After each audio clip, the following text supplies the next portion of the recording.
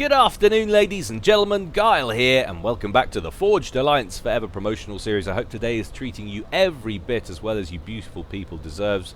If not, fear not, Sopcom goodness on the way to help cheer you up in the format of a custom 2v2v2 or team free-for-all, if you will. Exciting stuff, just don't see enough of that kind of format, mainly because there's such a colossal shortage of decent 2v2v2 maps. I've been saying it for 10 damn years, and no map makers ever come to my rescue. But while we're on the subject of map makers, guys, I'm getting a lot of you still out there asking me, Guile, what can I do to help increase my chances of getting casted? Well, at the moment, what I really want to do is showcase some of the new work that the map makers of FAF have been doing. We've had 3 new maps in the last couple of months, and I haven't been able to put a cast out on any of them. So those maps are Monaki or Monakai, Seraphim Outpost, and the latest one, which is Selkie Isle, which I believe is at the top of the What's New feed on FAF as we speak. If you guys can get a decent game or even a half decent game on one of those maps and send it in, I would be thrilled, and it dramatically increases your chances of being casted. Average Joe or pro or no, it would be great to see at least some action on one of those maps, just so we can show off the superb work that people like Empire Clan and others have been doing. Alright, that's enough of that. Let's get on with today's game. Like I said, it's going to be a 2v2v2, and it's going to go down on one of my all-time favorite maps, and I know I say that all the time, but this time I really mean it. It's the Dark Heart. So let's go on over to the game zone and see how these guys are going to get on. And I mean, I really mean it, guys. I really mean it. One of my all-time favorite matches went down on this map, and I casted it way back when. It was one of my most viewed videos. That one where Zoc was just holding like a boss in the Team 3 position down here for ages. Dosh Nega featured in that one. I'm not sure if Luzum was in there, but it had a whole bunch of very high-profile names, certainly, and was entertaining as hell. And I'm always hoping that we're going to get a match that reaches that kind of pinnacle, but it doesn't happen very often. We'll see if we are there today. Let's take a look at our players. We'll call this Team 1 up here at the top left, this Team 2 up here at the top right, and down at the bottom this will be Team 3. Going first for Team 1 over here, we have none other than Blackheart. He's going Aeon in Regal Purple, opening first land and going second air. His teammate up here in Electric Blue, also going Aeon, is Pachirico. He's going first land, second air. We cross the pond to Team 2, and we can see Sui in Ferrari Red. He's going UEF, opening first land. And secondly for Team 2, down here at the bottom, his teammate Taquito. He's had an accident and gone Cyber, and bless him.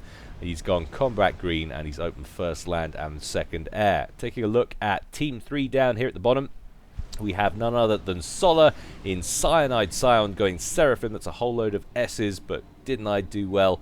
And he is going first land. And last but not least, to the far left in Hallyborange Orange, we have Embers. He's going UEF, opening first land, going second air. So those are the teams, and those of you who've been paying attention will immediately realize, my goodness, this team's stacked in favor of Team 1. And yes, you would be right. Blackheart and Petric or Pachirico on the same team. Absolutely disgusting. I mean, global ratings, you can see they're way out in front. They don't usually mean that much, the global ratings, really, especially not at this end of the spectrum. But yeah, we've seen so much of these guys play. We know they're really, really, really good. So it could be a whitewash. But the great thing about 2v2v2s is it's not about how good you are. It's about how many people gang up on you. And I'm sure we'll get a little bit of that going on today. We'll see how these guys manage to make it. And also we've got Team 2, Taquito. He's proved himself in the past a valuable team player. And of course Solar was the grand finalist of the, I think he said in the cup there, but he wasn't. He was Rise of the Immortals Trophy with Luzun. Proved himself a phenomenal 2v2 player. Lost out to Brain Bunch in the end, but still an excellent player, a Setton's player. That's why his global's a little bit further down than everybody else's, but don't be fooled. This guy definitely knows what he's doing. Right now, this is going to escalate pretty quickly. There's going to be a lot of different action, especially in the early game. So what I would like to do, and I hope you'll forgive me, is spend a bit of time in dual screen. We're going to use the left screen to focus in on key parts of the action. I know some of you would wish that I would do this all the time. Engineer going down there for Embers. A couple of floating units coming around the corner of the map from Blackheart, 1 Spirit and an Aurora. We've got Embers moving to the far left corner. Blackheart is staying put for the moment. We've got Pachirico moving for the top and Sui staying put for the moment. Taquito making a play down here for the bottom right and Sola staying for the moment. So it seems like we've got a real wheeling effect here. Every left-hand player making a play for their side island and everybody else leaving it. Now, of course, we're not au fait with the Dark Heart. Remember, there's a lot of mass that can be scooped up here. Yes, you've got those 3 mexes, but look at all the rocks and the wrecks kicking about. It generally makes more sense for you to get your ACU out, especially if you're facing an edge that has 2 of the Salem wrecks there, because that is a ton of mass you really want to make sure of. You can see an engineer was coming in there from Sui trying to scoop that up, but that was never going to... In fact, that was killed off by the interceptors from Pachirico, so that was actually an engineered drone from Sui. See, he's got the backpack on there. Did a cheeky early engineer upgrade on that. I do like that play. Unfortunately for him, did not work out. Pachirico was well aware of what was being attempted. More spirits still roaming around there, and we've had a bit of a deny around the back from Embers, trying to get that naval factory online, but Spirit and Aurora coming in around the back from Blackheart, killing off engineers, and now it looks like his teammate Sola could be about to suffer the same fate there. And we are actually getting a little bit of movement. Blackheart is deciding to make a play for this bottom left island. If you hold the shift key there, we can see his move order, where that's going. We've already got some build capacity going in there ahead. One of them scooping up the Salem wreck on the beach there, and the other one busy, hard at work, trying to get together a land factory, but there's much more build power in the form of that ACU. We've got bombers out from Sola trying to help deal with the Spirit, and even very cheekily an interfering Inti coming in from Taquito from Team 2, coming in and swatting down that bomber. But Blackheart seems to have a little bit of an air problem over the top of his proxy base as well. One T1 bomber Scorcher out there for Embers. Comes in, picks off one engineer. There's still another one in place. Blackheart is busy building a Seeker, so he's going to get some static anti-air in the river there. And that should help ward him off if he can get it. But that other engineer is also going to go down. So the only build capacity left in the region until he can get any more out from that land factory is on Blackheart's ACU. But he's going to complete that Seeker. Meanwhile, it looks like a complete closeout there for Taquito, who's been busy hoovering up mass that no doubt should rightly belong to Sola. We'll take a look at the reclaim figures just as soon as the play in this game settles down. But it'll be very interesting to see who got what in the early game. Pachirico looked like he started building a land factory and said, yeah, you know what, I'm going to get an upgrade on his commander. Well, I don't think he really needed to bother. Yes, he was expecting perhaps Sui to make a play for that top island, but that hasn't happened. I think he might as well get that land factory on ASAP. Embers was coming in there, did throw down a PD initially, but then had to hoover it back up. Blackheart walking in with his ACU there. Of course, this trade-off in Embers' favor ever so slightly. Embers with the UEF ACU rocking that extra 1,000 hit points versus the Aeon ACU there of Blackheart. But all players now have naval factories established. We've got build capacity in quite some number amassing around Taquito's one there. Still producing T1 units for the moment. Petrick up at the top, busy grabbing as much of that island as he can, and the central island firmly in Team 1's control. Sui is talking about going Rambo-con to the middle. Always a bit of a risky option. The middle is incredibly difficult to hold long term, of course, because you've got such a diverse set of faces held off to your enemy. Lots of different angles for attack. Any kind of cruiser or battleship-based weaponry, when it's not shooting at other boats in different portions of the sea, is going to be able to incapacitate a lot of your mexes. One lone frigate trying to make a run back to base from Embers there, not getting away with it though. And we do actually have a couple of mexes under Sola's control, but Blackheart's already on the scene with an engineer and is busy capturing one of them. So Don't look for any major land grab from Solar, at least not for the moment. Now things starting to settle down a little bit. Potentially, I guess, a little bit of action brewing for the moment between Blackheart and Embers. But let's just take a moment to see how these guys have done on reclaim. So 5,700 for Pachirico, Taquito on 5,800, Blackheart on 6,400, Solar on 4,300, Sui on 3,900, and Embers on 5,000. So Solar and Sui bringing up the rear on the figures, but otherwise there's not a great deal in it. Both, or I say both sets, all three teams seem to have banked a reasonable amount of reclaim, and we've got a little bit of an incursion ACU-wise coming in from Solar there. Taquito starts an autogun, cancels it, and then starts it again.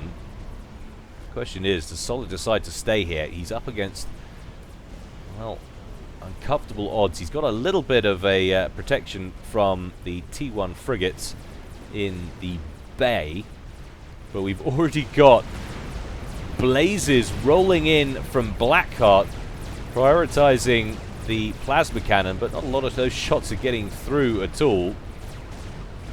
T1 PD protected by walls, always so effective against T1 and T2 units. So those blazes are going to move off, and Ember's about to lose a T2 mechs out of that, I think. Potentially a core T1 under threat now as well. So it's a nice little bit of harassment from Blackheart. Hasn't managed to shoo Embers away from this corner island as yet. In fact, Embers coming in now with a couple of Lobos and trying to harass that land factory, while Blackheart's ACU is immobilized on an upgrade there. Up here at the top, we had a little bit of a naval engagement brewing between Petrick and Sui. Sui has shooed him away with the construction of a couple of T1 torpedo launchers, but still those blazes are alive on that bottom island. And of course, the moment I say it, they start getting rocked by T1 frigate fire from Solar, but they've done a pretty darn good job there. Embers on 33 mass, and actually Solar, wondering if he's power locked. He's actually not. 29 mass per tick, well behind on eco. Needs to do something about that, and quickly. Sui must be power locked. There it is, suddenly dropping down to 15 mass per tick. That is about to jump back up as soon as he sorts that out. But Embers and Solar definitely looking the least healthy. So Team 3 behind in this one so far. And now Blackheart steaming through this corner island. Embers forced to retreat up to those beach-based land factories. He's got build capacity in the area, so he's getting together some T1 PD nice and quickly. Blackheart extending quite aggressively. He's got the gun upgrade on the commander there. Needs to be a little bit careful. Doesn't want to overdo it. He's withdrawing his blazes for some reason. Not sure what that's about. I see. So we've got a little bit of a naval push there from Embers around the back. Blazes have been sent in to counter those frigates and protect the shipyards. Meanwhile, Blackheart has moved off. 5,600 hit points on the comm. Doesn't face or like the idea of facing down those odds, but Sui really has gone Rambo comm. Up here at the top with his commander going straight up against Pachirico. Now at full health he's on 15,000 HP, but he's already lost a good portion of that. He's taking fire from all directions. We've got T1 PD further here. He's moved out of range of that now, but Pachirico hammering down on top of him with that ACU, and now we've got fervor fire coming in from Blackheart as well, and now there's also T1 frigate fire and blaze fire. Has he bitten off more than he can chew here? He's coming in trying to evac. That's an incredibly risky proposition, because of course the minute it gets airlifted, that transport is vulnerable to anti-air fire, and if it dies, well, you lose the game. And there goes Sui after just 12 minutes. So Team 2, the first to lose a team member, and as we can see there, all the units being transferred over to Taquito's control, meaning full share is on in this game, and therefore, of course, a fairy somewhere has died of hemorrhoids, which is very unfortunate indeed, but K Sarah Sarah. Sola now in place with some cruisers, and Taquito's going to find that tough to repel, assuming Sola keeps the cruiser in this area. Does Taquito actually have T2 on board that comm? No, he doesn't. So he's not going to be able to produce any tactical missile defense to keep those missiles at bay. I think this is probably a lost cause for him now, which is good for Sola because he is still very much behind on eco. He and Embers 33 and 39 apiece. Taquito, of course, massively benefiting from the death of his teammate Sui there, goes into the lead with 95. Then, of course, I say it jumps to 111 mass per tick. But Pachirico doing the best on just single base, 66 mass per tick. Blackheart not far behind on 52. So still, as we said, Team 1, the ones to look out for on this. And Ember's actually moving away from that corner island. It looks like he feels he's got enough control in place down here to hold it. A little bit of a naval push right up front there from Blackheart. An eclectic mix of blazes and sylphs and the odd beacon class frigate in there, just knocking on the front door of Embers. Embers, with the answer to keep him at bay for the moment, has got T2 Navy in play, so a destroyer circling out in front, doing what he can to pick off a few of those units. But Blackheart feeling ballsy again, having completed an upgrade, and I'm guessing that was the range upgrade on the guns. So we had rate of fire to begin with, and now we have range. So that is a full-blown sniper comm now. Blackheart rolling up, relatively unprotected though, all the same. Meanwhile, over on this side of things, Sola getting an upgrade, still busy harassing the corner island, and Taquito has managed to get a zapper in place. So I can only presume that was a very quick upgrade he managed to get. No, it wasn't. So somehow he's got some T2 build capacity in place down there. There we go, a couple of engineers. We do have a T2 land factory on the coast. That's where it would have come from. Excuse me. So keeping those missiles at bay, at least for the moment. Of course, we've got an upgrade coming on that commander. We can now take a look at what that is as he completes. Suddenly the HP jumps, so I'm guessing that was a T2 upgrade. Yes, it was. So we have T2 tech on Sola's comm now, and a little bit of a PD creep might be in order here. Taquito with an upgrade on his comm, very ill-judged in terms of distance. That destroyer in the bay from Sola, forcing him there to cancel, and now Sola moving up the beach with his commander. Says, if my cruisers can't get that T2 mechs, I'm going to have to do it myself.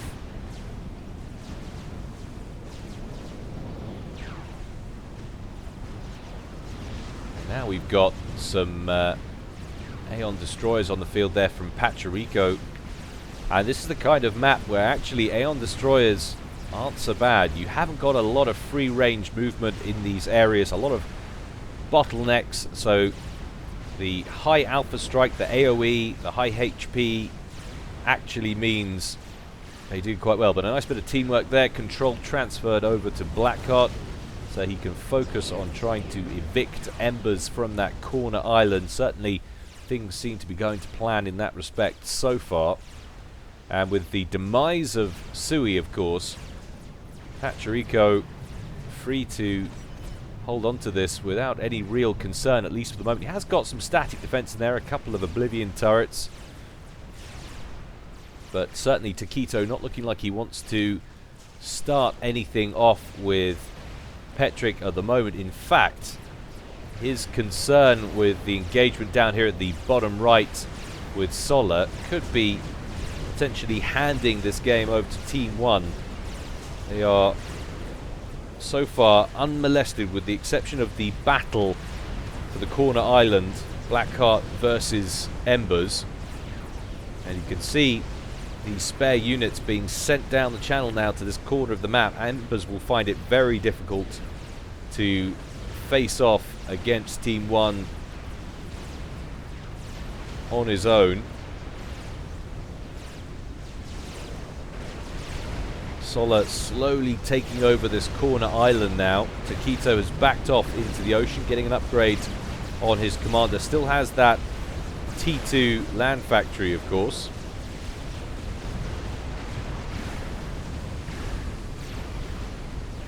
But now an airdrop coming in. What have we got here? That looks like fire beetles right on top of Sola's commander.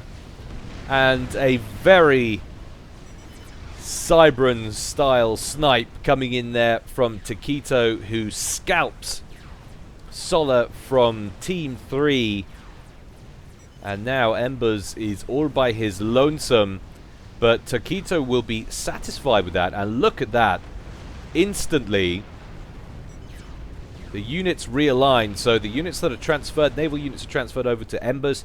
He pulls his away from that corner to reinforce the position that is slowly failing against Blackheart, and at the same time Taquito, recognizing the threat dissipating from that bottom hand corner, recognizing he's probably going to be able to get that corner island back with his commander in such close proximity, orders his naval forces up to start engaging Pachirico. So potentially Team 1's little free ride they've been getting here might well be over now.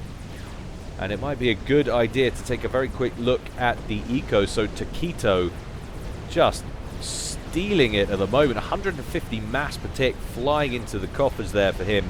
Petrick on 85, Blackheart on 71. So a kind of comparable amount of mass coming in for Team 1 and Team 2. Embers on just 98, so definitely slightly behind in this one, and in danger of losing the corner island now as well. But this is always what happens in 2v2v2s. What makes this map certainly so interesting is the seesaw effect between the teams. When one threat dissipates, you have to move on your other opponent who's had a bit of an easy ride, and that of course potentially leaves the door open for the player who you thought was pretty much incapacitated to come back at you. Nothing more entertaining than a finely balanced Dark Heart.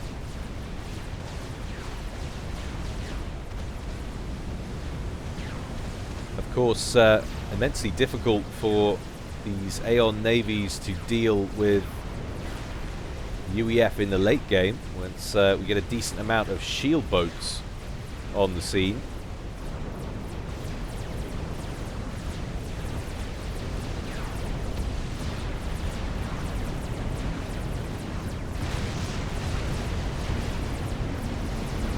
And of course, Team 2 and Team 3 have the advantage of two racial techs rather than just the one. So a much larger array of units available to them. And that corner island all but lost now to Embers as Blackheart continues to set up shop down here at the bottom. Taquito doing very little over here with his ACU. In fact, had an upgrade paused there for the moment, but completes it a few moments later. One wall section there in the middle of Petrick's base from Sui, a reminder of that Rambo comp that really didn't work out too well, like he needed any larger reminder than the massive sooty crater left by his corpse.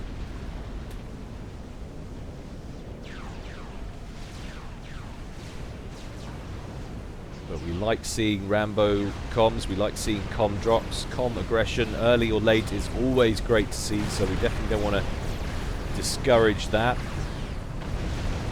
Aggressive and inventive play. Blackheart backing up onto the corner island again with his ACU. Quite Got a healthy quantity of T2 naval units under that shield now as that shield boat blinks off under the pressure from these destroyers on both sides there for Blackheart. But pretty even so far on both these corners. Neither Team 3 nor Team 2, Embers nor Taquito, able to break either one of these two. That's quite impressive when you think that these guys are operating off duo bases and throwing everything they've got at Team 1 at the moment. Petrick and Blackheart still holding their own reasonably comfortably. A few stray shots there from some Salems coming up to Petrick's corner island.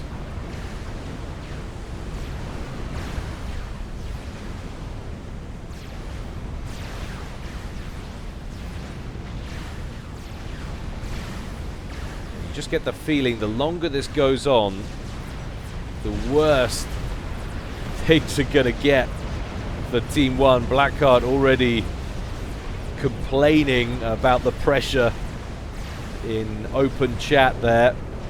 His base getting fired upon from the other side of the cliffs. T2 mechs on the front there. In fact, that might well have been a T3 out of commission, but Blackheart rolling into that destroyer fire with his ACU, and it's Blackheart, the next person to be evicted from this game. Now, with his demise, and of course the transfer in control over to Petrick, are we going to see another shift in target prioritization from Embers? Taquito still seems pretty concerned about his progress. He's going to continue to apply pressure, but we now have a 1v1v1 situation, and with all of the mass quantities amalgamated now, we can see that Taquito is just in the lead by 7 mass. Not a huge quantity in it.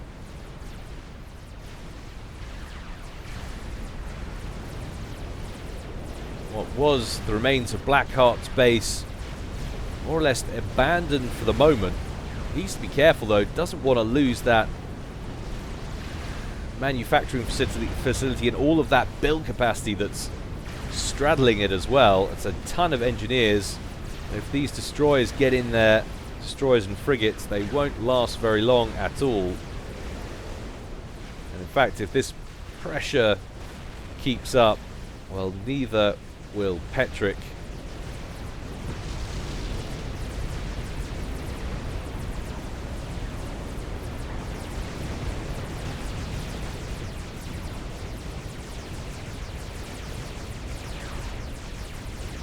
And it kind of, again, illustrates my point. I sometimes understand why people go full share on a Settings game because it's so lengthy, having to go around claiming all the mexes again.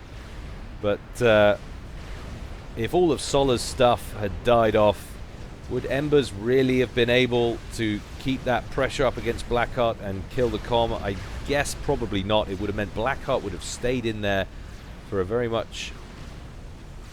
great deal longer. The snipe was always likely on the cards with as aggressive as Sola was being. Had no air defense. Taquito with a fire beetle snipe, not particularly difficult to manufacture. But certainly the continuous pressure that was being applied down here, made possible by the grouping of all of the mass that was on this island, split between 2 players, suddenly gets put into Ember's pocket and allows him to effectively force Blackheart back and start chipping away at his base. There's no real need for it on this map. It's not like that's a great distance to go. Again, my relentless argument against full share continues. I know there are plenty of you that feel differently about it and enjoy the full share mechanic.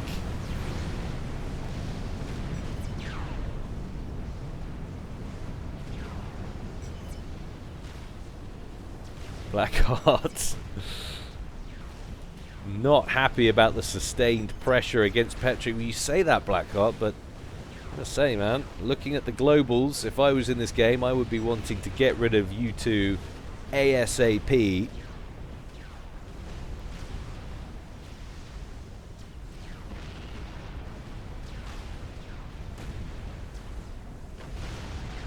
But certainly Taquito looking pretty strong right now. Battleships on the field, which is what Blackheart was remarking to. A couple of, in fact, 2 summits and a Neptune there. So not only is Blackheart's old base in tatters, but we're also getting a lot of incoming fire now on Petric's core base. But Petric rolling off a couple of Omen-class battleships there. And that actually looks like a... is that another battleship? Not au fait with the Aeon icons there. Or thumbnails. I almost thought for a moment that build capacity was being airdropped into Blackheart's old base. Certainly there's a few expensive structures that could be had, but of course those battleships likely to insta-kill any mass. And now we see a little bit of repositioning from Embers, and of course the likely result of that is this pressure that's being applied to Pachirico inevitably likely to be redirected towards Embers. 1 or 2 TMDs up on the corner here, keeping pace with the slow governor fire that's coming in. Pachirico going for advanced resourcing on his comm as the Omens and Summits and Neptunes exchange fire. Actually very surprised Taquito still seems to be pushing up top right now. And now we've got a little bit of an air push as well for the bottom right hand corner. Embers bringing in some Stingers, going after these T2 mexes, all of which have mass storage accompanying them. Taquito's comm very near all of this navy, and we do have a fair few destroyers here, so aware of the danger. He's going to get out of the water, though of course doesn't make for particularly good reading either, being as he's got gunships in the area. Needs to be real careful here. And a ping going down, presumably from Solo, who would still be watching. Taquito with 11,000 hit points and falling. Has he got any kind of air force to bring in and deal with those gunships? Well, he's positioned himself around the corner of the hillock here to prevent any of the incoming fire from the destroyers getting to him. I think some of the missiles can still get through. But we do have a Monkey Lord, which has been named after Ithillis. And if we take a look at where he's going, well, that's going straight to Embers' core base. And those strikers have been pulled away and sent towards the Monkey Lord, mainly because Taquito managing to get 3 basic shield gens online, and he's managed to get a Myrmidon online as well. So those gunships now no longer effective, and Taquito very, very upset with the sudden change in pressure towards him, is redirecting his entire naval forces now to face Embers, and this is going to be very messy indeed. That Monkey Lord about to break onto the beach. Yes, we've got shielding, but we have no static defense, as we rarely have, to be honest, on the Dark Heart. Usually you use your navy to keep the threats out as best you can, and if that gets beaten, well, tough luck. Stingers, what's left of them, are repositioned to attack that Monkey Lord. The moment it steps out of the water, we do have a battleship over there, Seraphim battleship for Embers, which is bombarding the spider bot from quite some distance away, but a lot of those shots are missing. And of course that Monkey Lord going to go straight after those T3 core mechs. 2 of them down, a third to follow. Is he going to stick around? He's taking an awful lot of fire from the destroyers back here. Personally, I'd have liked to have moved further here and try to keep it alive and kill off some of the P-gens over here. Silver lining will be that makes a nice mass present for Ember, and he should be able to get his T3 mechs back online in reasonable time. Of course, all of this is going on. Pachirico allowed to rebuild. All of these mechs have been rebuilt, and now a group of 4 omens massing by this bottom left-hand corner island could prove very difficult indeed for Embers in the near future. However, for the moment, Taquito still well in the lead, 261 against 222 from Petric, and Embers tailing on 166. If we take a look at reclaimed mass, 35,000 there for Taquito, 43 for Petric's been doing a phenomenal job, and Embers on 28. So all 3 of these guys banking pretty healthy sums of mass over the course of this game so far. Embers bringing his navy back over from the center. Only has 1 battleship though. Those Neptunes incredibly deadly against destroyers and cruisers.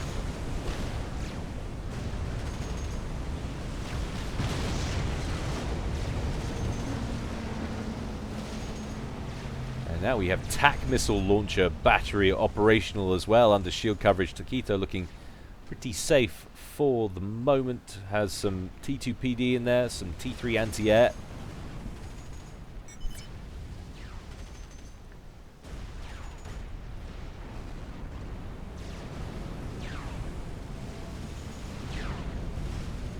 Take a look at what's going on in these bases, whether there is any kind of nuke play underway. Well, I can't see anything like that as yet from Petric. We do have an anti-nuke operational there from Taquito. Again, no nuke by the looks of things from him either. It's all about the UEF naval production from him, and now it seems to be Taquito widely identified as the main threat. Pachirico not funneling any of those omens towards that coast, which has already been hit pretty hard by that Monkey Lord. Now getting rebuilt, admittedly, but Embers the bottom on score, and you would guess behind on mass as well if you were Petric. Does not make sense to go after him, so instead Petric squaring off against Taquito up here at the top. And as we said before, of course, that central landmass completely devoid of any structures whatsoever. Very rarely do you get any kind of prolonged stationary presence from any players on this type of map. And now it's Taquito's base under siege as those omens open up.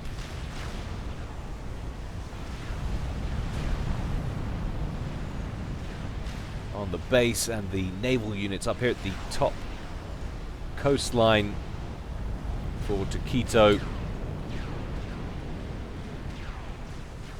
And we've actually got a strategic missile submarine. And that is halfway done with the nuke, so we are going to get some nuke play, potentially. For the moment being used to fling its cruise missiles at the enemy navy.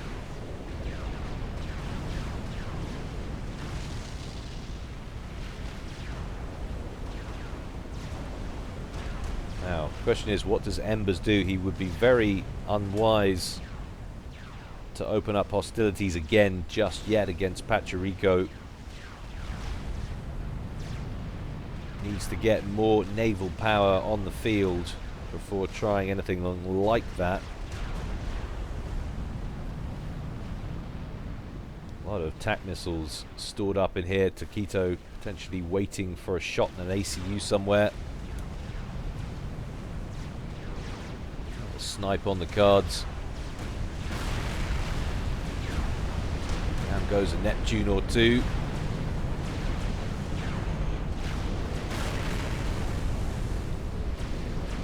Units of build capacity presumably sent up there to get some reclaim going, but ended up just sitting there. Now we have Vespers rolling in, T2 submarines going straight in around the back, disregarding those naval vessels, and I'm wondering if they're on search and destroy for that strategic missile submarine. And you know what, if they get it, that is going to really hurt that missile submarine. Very close to getting a nuke on board. Oh my god, the nuke's on board, but he's not going to get a chance to launch it. Oh, that's so painful. That nuke could have really done some damage if he'd have dropped it in here. Could have taken out a few of those battleships. But fantastic timing from Taquito.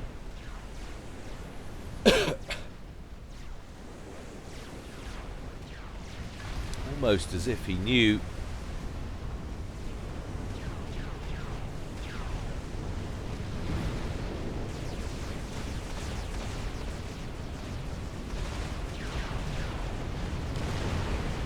Once again, those omens opening up on what used to be Sui's old base. But look at that group of Stingers that's amassed in the bottom left-hand corner. We've got interceptors shadowing them. Should anyone decide to try and intercept, of course, needs to be a bit careful here. We've got an Infinity-class cruiser just hanging off the edge of that island, but all they have to do is kill off that land factory and that fervor. And that is the end of Team 1's presence on that bottom left-hand corner. Embers can feel free to move out and colonize. Oh man, why would you leave that one unit? Actually really annoys me that that's still alive. But we do have, I was just about to say, we haven't seen a lot of teched up air so far, but Taquito is the first one by the looks of things to get some ASFs on the field. Of course, generally so many cruisers on the Dark Heart, you rarely get a chance to do anything with it. But Taquito's little fire base down here at the bottom right hand corner, not looking too healthy. He's trying to spam up a Monkey Lord, but I'll be surprised if he manages to finish that. Of course, a quick redirect in target prioritization onto the main base will give him some time to do that. But look at the horde of Vespers belonging to Petric. That's so many T2 subs. Huge amount of underwater-based firepower.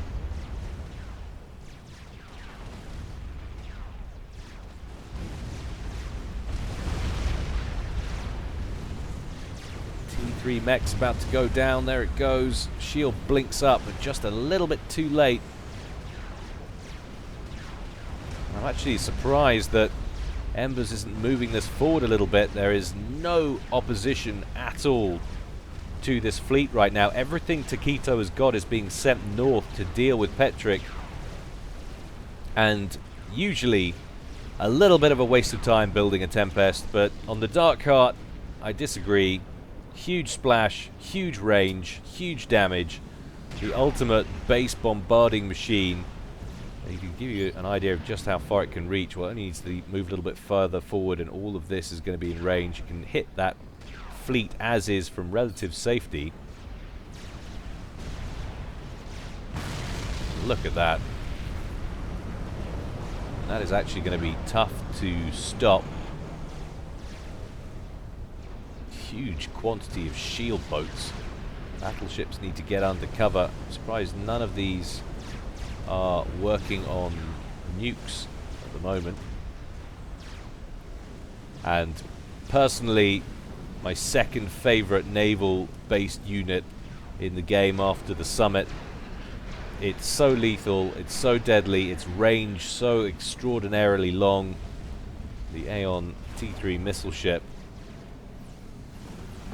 A couple of those and you almost cannot build a sufficient amount of TMD to keep it out. So once again though, the pressure, just when it was looking like Taquito was about to be crippled, Ember's deciding the power base has shifted, and the person who he needs to worry about becomes Petrick once again.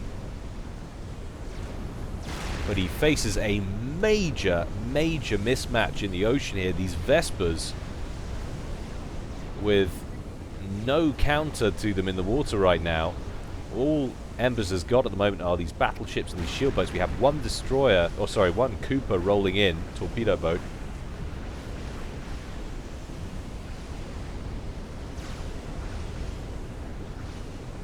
But that is not going to deal with those, and what that means, of course, is that Petrick is able to split his forces. He doesn't need any accompanying units to help keep these Vespers safe. They can continue to harass, at least for a little while. The trouble is, there's so much shielding, he can't manage to do anything about it, but Fred is online. Taquito strikes back. He managed to complete that Monkey Lord, where he's waiting. You see that ACU of his moving off now, but he managed to complete the Monkey Lord, which has gone straight after the two rear naval yards belonging to Embers. And in fact, Embers' ACU is just there, but that Monkey Lord not able to do anything about it. Too much fire coming in from those battleships over there, but actually that huge quantity of shield boats managed to keep all four of those Seraphim battleships alive, which I'm very surprised about. But unfortunately, Embers has lost his naval production capacity, and now we can see that missile ship, the Torrent, moving into position with that astonishing range of it. That yellow line, get to there, and all of that's in range. Just deadly. And now we have a second Tempest online as well for Petrick, and I would be very surprised if Taquito manages to get out of this one. All depends if and when Petrick decides to turn his attention to Embers at the bottom. His last little push with the Vespers while forcing Embers back, of course, didn't manage to accomplish anything other than that.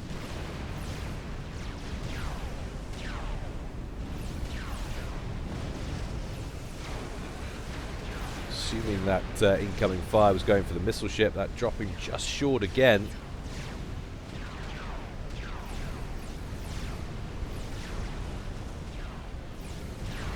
And the missile ship, of course, very lightly armoured compared to those battleships. 48,000 hit points on those Omen-class battleships compared to just the 15 from the missile ship. Meanwhile, though, up at the top, Omen's rolling into Taquito's Bay.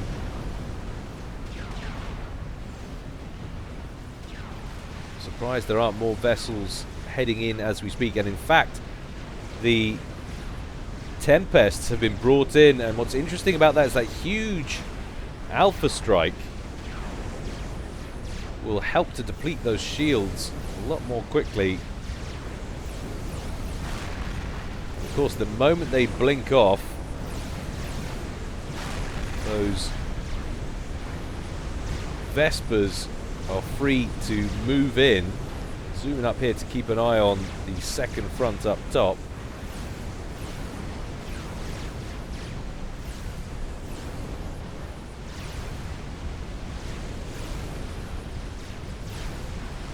Ember's doing a good job at managing to keep these units alive, if only for the short term. But Petrick now rolling into Taquito's base with blazes.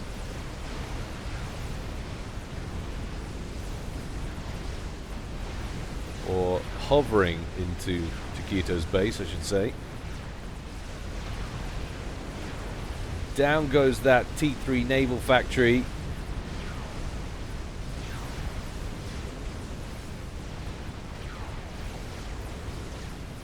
Manual fire attack missiles being sent in after those asylums, which are protecting that lead Omen.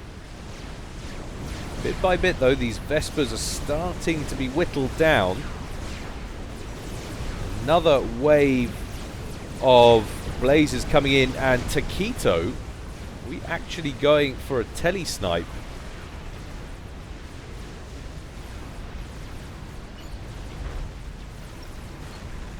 We have the personal teleporter, and we have the microwave laser, so Taquito looks like he's preparing another cowardly Cybran act here.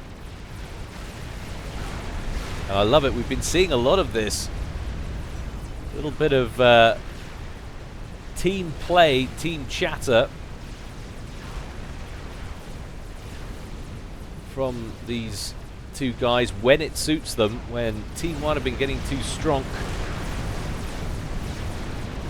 That missile ship now running for its life. You can see Ember's desperate to kill it off if he can.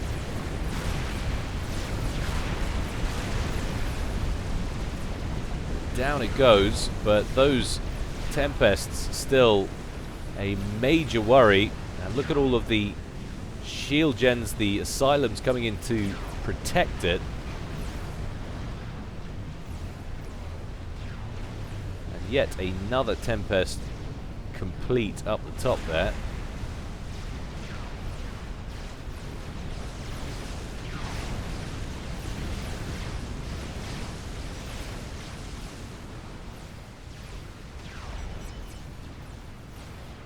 Taquito saying I can snipe his anti-nuke now. Question. Well, have we got a nuke launcher? Well, we're a long way off getting a nuke launcher there from Embers. He's trying to produce one now.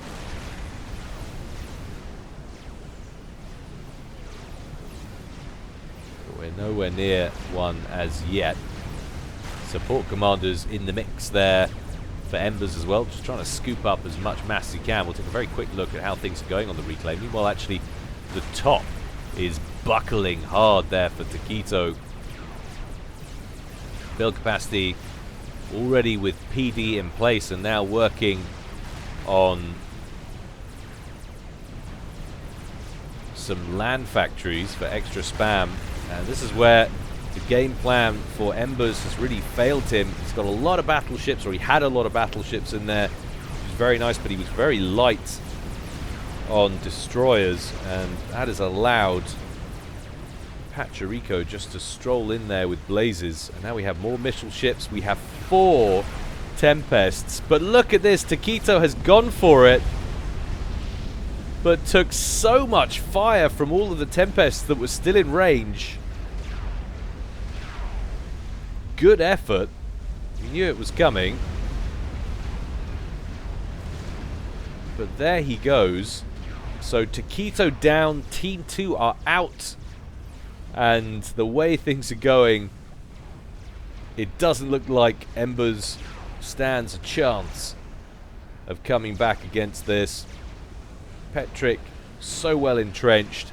Eco outstripping him by a good 60 mass or so. And with just what's on the field right now, you get the impression that Petrick will be able to roll through this base, or will be doing that very soon as everything slowly starts to descend south. All that blue making its way down. Lots of build capacity free to scoop up all of the mass that's been left by Taquito. How are we doing on that nuke launcher? Well, we're a ways off getting a nuke still. And as those Tempests stroll forward, all they have to do is kill off these battleships. Remember, of course, they've got pretty hefty torpedo firepower as well.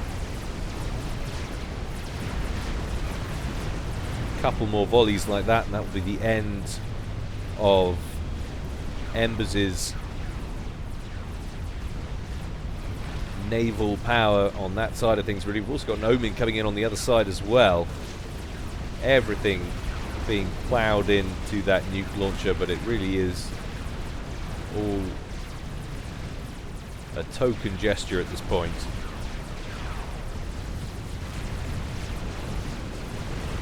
And that will do it. Boom, baby! Normally reserved for ACUs, of course, but I felt that warranted it. Embers' ACU under the build capacity at the back here, but no chance of getting out of this one. Not now.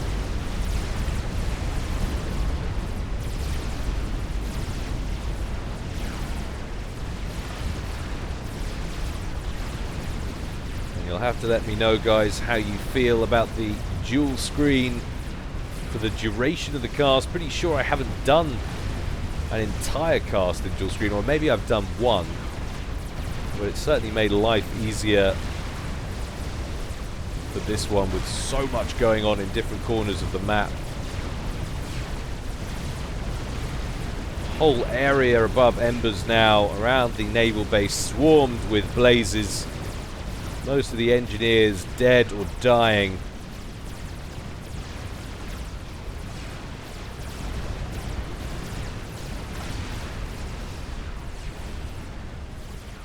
Look at all of the blue. And Embers throws out the GG. Could we be getting the Control K on the comm? Yes, we do. And Team 1 takes it at 51 3/4 minutes. In fine fashion. Well, very entertaining, as games on the Dark Heart usually are. If they're going to go over 30-40 minutes, you know they're going to be pretty entertaining. Well, I hope you enjoyed that, guys. As always, more to come from me in the future, but in the meantime, stay well and stay safe. This is Guile signing out.